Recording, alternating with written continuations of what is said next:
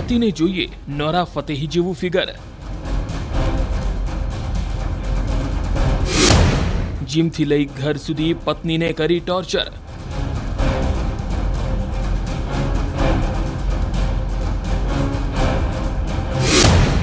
દુલ્હનની figure પર બબાલ, છૂટાછેડાની નોબત। ગાઝિયાબાદની હેરાન કરનારી કહાની સાંભળશો તો તમે હેરાન રહી જશો। એક પતિ પોતાની પત્નીને બોલિવૂડ એક્ટ્રેસ નોરા ફતેહી જેવી બનાવવાની જીદ પર અડગ રહ્યો।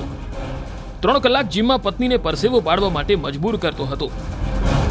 પત્ની જીમમાં નક્કી કરેલો સમય પૂરો ન કરે તો તેને ભૂખી રાખવામાં આવતી, ટોર્ચર કરવામાં આવતી અને પતિ કહેતો હતો કે તું નોરા ફતેહી જેવું ફિગર બનાવ। પતિ ખુદ ફિઝિકલ એજ્યુકેશન ટીચર છે અને નોરા ફતેહીના ફિગરનો દીવાનો પણ। પોતાની પત્નીનું શરીર પણ એવું જ બનાવવા માંગે છે જેવું નોરા ફતેહીનું છે। બસ આ જ ચાહતમાં પતિએ ટોર્ચરની એવી ઇમારત ઊભી કરી દીધી કે જેને ભૂલવું અશક્ય છે। હવે મામલો સાસરીથી નીકળી પોલીસના આંગણા સુધી પહોંચી ગયો છે। शिकायतकर्ता के द्वारा जो शिकायत दी गई है उसके आधार पर उनके द्वारा कहा गया है कि जो उनके हस्बैंड थे वो उनको नूरा फतेही इस आधार पे बोलते थे कि इस तरह का आपका होना चाहिए। बाकी अभी इसमें मुकदमा पंजीकृत किया गया है और शेष विधिक कार्रवाई की जा रही है। ગાઝિયાબાદના મુરાદનગર ક્ષેત્રની યુવતીના લગ્ન માર્ચ 2025માં મેરઠમાં રહેનારા શિવમ ઉજ્જવલ સાથે થયા। શિવમ એક ફિઝિકલ એજ્યુકેશન ટીચર છે। પોલીસમાં નોંધાવાયેલી ફરિયાદમાં આરોપ છે કે યુવતીના પરિવારે લગ્નમાં 75 લાખ ખર્ચ કર્યા, પરંતુ 6 મહિનાની અંદર જ આરોપી પતિ યુવતીની કદ, કાઠી અને રંગને લઈ કટાક્ષ કરવા લાગ્યો। હદ તો ત્યારે થઈ ગઈ જ્યારે પતિએ કહ્યું કે સાથે રહેવું હોય તો ખુદને નોરા ફતેહી જેવું ફિગર બનાવવું પડશે। તેના માટે રોજ પત્નીને 3 કલાક જીમમાં પરસેવો પાડવા માટે મજબૂર કરતો હતો। પત્નીએ પોતાની ફરિયાદમાં જણાવ્યું કે મારી સામાન્ય કદકાઠી અને રંગ સાફ હોવા છતાં મારી શારીરિક બનાવટને લઈ કટાક્ષ કરતા। મારા પતિને મારા સિવાય બીજી યુવતીઓમાં વધુ રુચિ છે। યુવતીઓની આપત્તિજનક તસવીરો અને વિડીયો યુટ્યુબ તથા ઇન્સ્ટાગ્રામના વિડીયોમાં જોતા રહેતા। પતિએ મને એમ પણ કહ્યું કે મારા કારણે તેની જિંદગી બરબાદ થઈ ગઈ છે, કેમ કે તેને નોરા ફતેહી જેવી ખૂબસૂરત યુવતી મળી શકતી। મારા પતિ અને મારા સાસરીવાળા મને પ્રતિદિન 3 કલાક વ્યાયામ કરવા અનાવશ્યક દબાણ કરતા। જો કોઈ દિવસ 3 કલાક વ્યાયામ ના કરું તો મને કેટલાય દિવસો સુધી ભોજન આપતા ન હતા।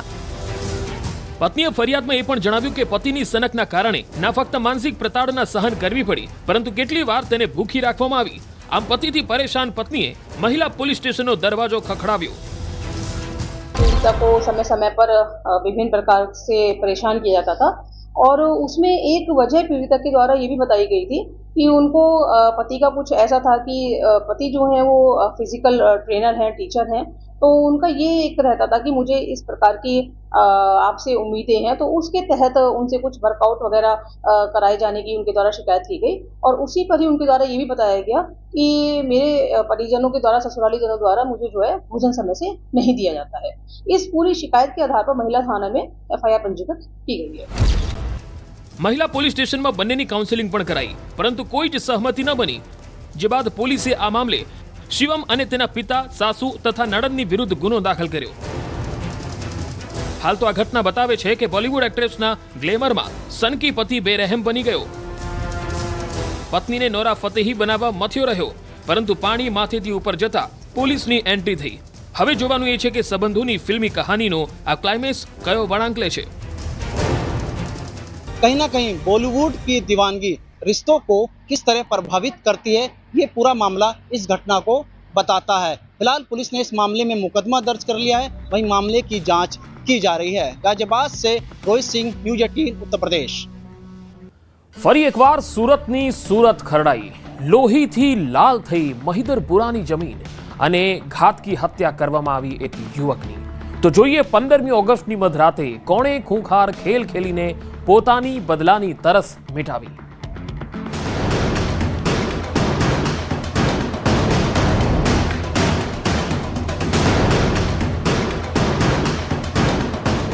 ગુજરાતમાં આવા દ્રશ્યો હવે સામાન્ય થઈ ગયા છે। આરોપી પકડાય તેને દોરડા વડે બાંધીને ઘટના સ્થળે લાવવો અને રિકન્સ્ટ્રક્શન કરવું। અહીં પણ એવું જ કરવામાં આવ્યું. વાત સુરતની છે. અહીં આવેલા મહિધરપુરાની છે કે જ્યાં એક આરોપીને કાળા નકાબ પહેરાવીને દોરડાથી બાંધીને લાવવામાં આવ્યો અને ચાલતો લઈ જવાયો એ સ્થળે જ્યાં તેણે વારદાતને આપ્યો હતો અંજામ. મહિધરપુરા, સુરત. એ બ્રિજ કે જ્યાં નીચે રહેતા એક યુવકને બેરહેમીપૂર્વક મોતને ઘાટ ઉતારી દેવાયો. નિંદ્રાધીન અવસ્થામાં યુવકની હત્યા.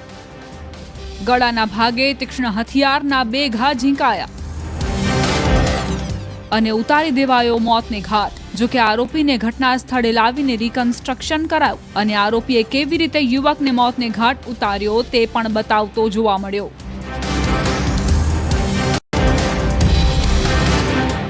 નકાબ ભલે ચહેરા પર હોય પરંતુ તેના હાથ અને તેની વર્તણૂક હજુ પણ એવી જ હતી જે ઘટનાના સમય રિકન્સ્ટ્રક્શન દરમિયાન જોવા મળી. એ જ જુસ્સો અને ગુસ્સો જોવા મળ્યો. જો કે ગણતરીની મિનિટોમાં પોલીસે રિકન્સ્ટ્રક્શન કરી તેને પરત પોલીસ સ્ટેશન લઈ ગઈ. પોલીસની ગિરફ્તમાં ગણતરીના દિવસોમાં જે આવ્યો તે રાહુલ ઉર્ફે આકાશ આનંદ સોનવણે નામનો યુવક છે જેની પર હત્યાનો આરોપ છે.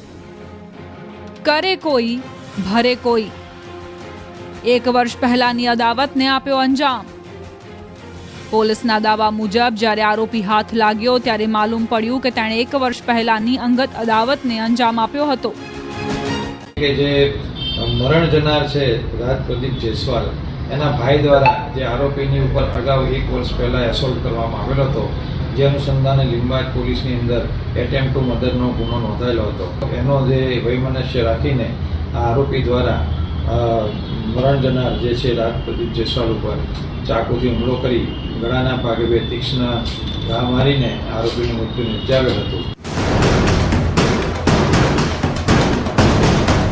તારીખ 15 ઓગસ્ટ 2025.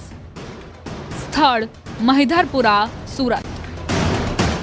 મધરાત્રે અંદાજે 2:30 વાગ્યાની આસપાસનો સમય. સહારા દરવાજા ઉમરવાડા ટેકરા રેલવે ગરનાળા પાસે ઓવરબ્રિજ નીચે રાજા કેતનભાઈ જયસ્વાલ નામનો યુવક પોતાના 2 મિત્રો સાથે સૂઈ રહ્યો હતો. તે સમયે અચાનક ત્યાં એક યુવક આવ્યો અને સૂઈ રહેલા રાજા જયસ્વાલ ઉપર ઘાતકી હુમલો કરી તેને બેરહેમીપૂર્વક મોતને ઘાટ ઉતારી દીધો. પોલીસને આ અંગે જાણ કરાતા સ્થળ પર પહોંચી હતી અને રાજાના મૃતદેહને પોસ્ટમોર્ટમ માટે મોકલી આપ્યો હતો અને ઘટના સ્થળે સુરાગ તથા પુરાવા એકઠા કરવાની કામગીરી હાથ ધરી હતી. તો મૃતક રાજા જયસ્વાલ નામનો યુવક હોવાનું જાણવા મળ્યું હતું જે પોતાના મિત્રો સાથે સૂઈ ગયો હતો.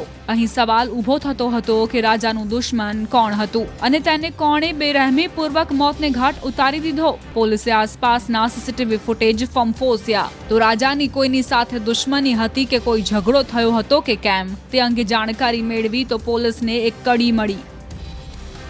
1 વર્ષ પહેલા રાજા જયસ્વાલના ભાઈએ આરોપી આકાશ સોનવણે પર હુમલો કર્યો હતો. જે મામલે લિંબાયતમાં અટેમ્પ ટુ મર્ડરનો ગુનો પણ નોંધાયો હતો અને આ વાતનો ખાર રાખી બદલો લેવા 1 વર્ષથી ફિરાકમાં ફરતો હતો આકાશ અને જ્યારે તેને મોકો મળ્યો કે તેણે મધરાત્રે જ લઈ લીધો બદલો.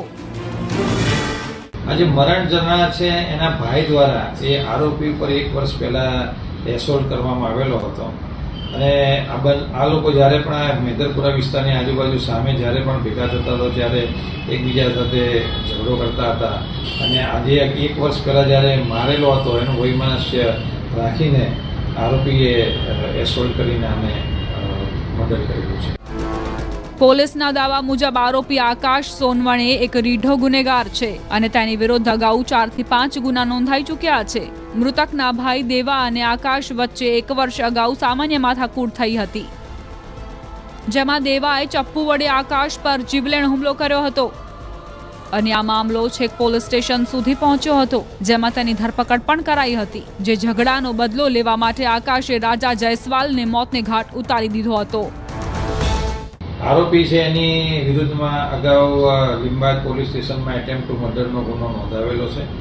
એની વિરુદ્ધમાં 135 ગુજરાત પોલીસ એક્ટની 135 બે વખત થયેલી છે. જુગાર ધારાનો પણ એક ગુનો નોંધાયેલો છે. આરોપી પોતે રિક્ષા ડ્રાઈવર છે અને એને પોલીસે ગણતરીના દિવસમાં પકડી લીધો.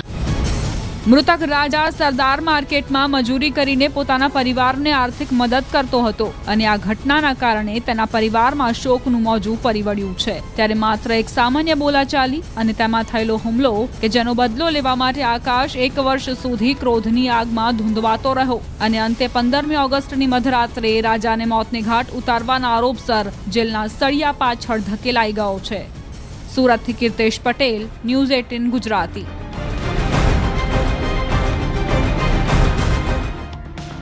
રાજકોટમાં ફરી એકવાર લોહીની હોળી ખેલાઈ. ગેંગ વોરની અદાવતમાં ફિલ્મી ઢબે ફાયરિંગ કરાયું અને કાયદાની એસી તેસી કરી દેવાઈ. જો કે આ ઘટનાના પોલીસ પાસે સીસીટીવી આવી ગયા છે, જેમાં જોવા મળ્યા ચોંકાવનારા દ્રશ્યો. તો જોઈએ કોણે રાજકોટને રક્તરંજિત કરવા ઉગામ્યું ખતરનાક પગલું.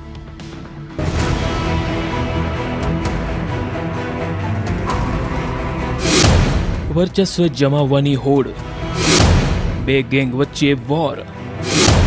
મરઘા ગેંગ વર્સિસ પેન્ડા ગેંગ. ફરી રાજકોટની ધરતી લોહીથી લાલ થઈ. ફરી એકવાર ખુલ્લેઆમ ફાયરિંગ થયું અને ફરી એકવાર કાયદાની એસી તેસી કરાઈ. બેખોફ અને વર્ચસ્વ જમાવવાની આ જંગમાં રાજકોટના ભક્તિનગર વિસ્તારમાં ખુલ્લેઆમ બિંદાસ્ત 2 રાઉન્ડ ફાયરિંગ કરી હત્યાનો પ્રયાસ કર્યો, જેનો તાદર્શ્ય ચિતાર કેદ થયો સીસીટીવી કેમેરામાં. તારીખ 15 ઓગસ્ટ 2025ના આશરે 11 વાગ્યાની આસપાસનો સમય. 4 લોકો ખ્વાઝા એપાર્ટમેન્ટની નીચે બેઠા હતા. એક 2 વ્હીલર પાર્ક હતું અને 4 યુવકો વાતચીત કરતા જોવા મળે છે કે ત્યાં જ અચાનક એક સફેદ રંગના 2 વ્હીલર પર 2 લોકો આવ્યા. એકનો ચહેરો ખુલ્લો અને બીજાના ચહેરા પર રૂમાલ બાંધેલો. ચારે કંઈ સમજે વિચારે એ પહેલા તો ચહેરા પર રૂમાલ બાંધેલો વ્યક્તિ ધડાધડ પોતાની પાસે રહેલ પિસ્તોલથી ફાયરિંગ કરે છે. જોકે એક યુવકને શરીર પર ગોળી વાગતા તે નીચે પડી જાય છે, જ્યારે બીજો ભાગી જાય છે. તેમ છતાં ઈજાગ્રસ્ત યુવક ફરી ઊભો થઈને ભાગે છે. આ તરફ તેની સાથે બેઠેલા અન્ય 2 યુવકો પણ દોટ મૂકી પોતાનો જીવ બચાવવાનો પ્રયત્ન કરે છે. આખા મામલે ફાયરિંગ કરનાર બિંદાસ્ત તેના મિત્ર સાથે 2 વ્હીલર પર નીકળી જાય છે. ઘટનાની જાણ પોલીસને કરાય છે તો ઈજાગ્રસ્તને હોસ્પિટલમાં દાખલ કરવામાં આવે છે, જ્યાં તબીબો ઈજાગ્રસ્તના છાતીના ભાગેથી 2 ગોળીઓ બહાર કાઢી જીવ બચાવે છે. સમગ્ર મામલે પોલીસ પણ દોડતી થાય છે અને પંચનામું કરી કાર્યવાહી કરતા જાણવા મળે છે કે ખ્વાજા એપાર્ટમેન્ટની નીચે પેન્ડા ગેંગના સભ્યો દ્વારા હુમલો કરાયો અને આ હુમલો હિસ્ટ્રી શીટર 20 વર્ષીય શાહનવાઝ વેત્રણ પર કરાયો. પોલીસ આ મામલે ગુનો દાખલ કરી તપાસ કરે છે તો નામ જાણવા મળે છે પેન્ડા ગેંગના 2 લોકોનું. હિસ્ટ્રી શીટર પ્રદીપસિંહ ઉર્ફે પરિયો ગઢવી દ્વારા પોતાના મિત્ર ભૈલુ ગઢવીનું, જેમ કે પોલીસના હાથના ફક્ત સીસીટીવી કેમેરાના ફૂટેજ લાગે છે, પરંતુ તેઓની અંગત અદાવત હોવાનું પણ જાણવા મળે છે.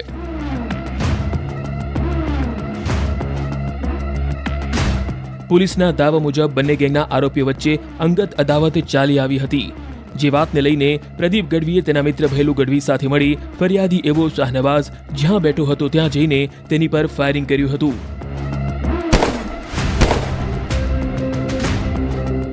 આરોપી નંબર 1 પ્રદીપસિંહ ઉર્ફે પરિયો ગઢવી અને એની સાથે ભૈલુ ગઢવી એને રાત્રિના સુમારે ભક્તિનગર વિસ્તારમાં આ કામના ફરિયાદીને અદાવત રાખીને ફાયરિંગ કરેલું ને એમાં ગોળી વાગવાથી ઈજા થયેલી અને ત્યારબાદ એમને ફરિયાદ આપેલી. હાલમાં બંને આરોપી અટક કરેલ છે.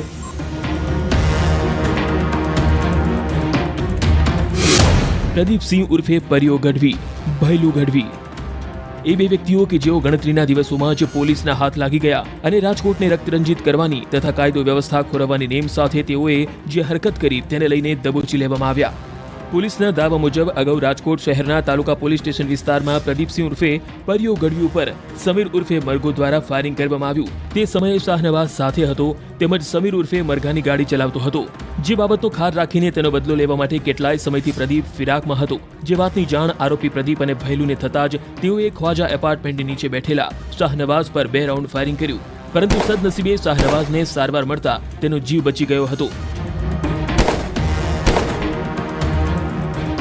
આ મુદ્દામાલમાં જે વપરાયેલ હથિયાર છે એ કબજે કરવામાં આવ્યું છે અને કારતૂસ પણ કબજે કરવામાં આવ્યું છે, જીવતા કારતૂસ અને ફાયરિંગ થયેલું કારતૂસ પણ. આરોપીના ઇતિહાસમાં એના વિરુદ્ધમાં શરીર વિરુદ્ધના તેમજ પ્રોહિબિશનના ગુના છે આશરે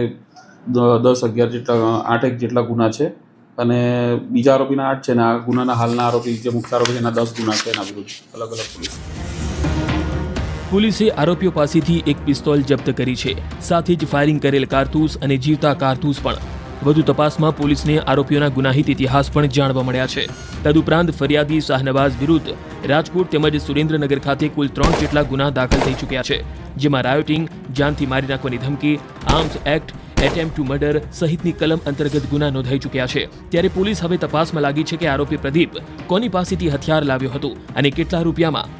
રાજકોટમાં વધતી જતી ક્રાઇમની ઘટનાઓએ ગુનાખોરીની દુનિયામાં રંગીલા રાજકોટનું નામ બદનામ કરી નાખ્યું છે. તેમાં આ કિસ્સાએ વધારો કર્યો છે. રાજકોટથી અંકિત પોપટ, ન્યૂઝ 18 ગુજરાતી.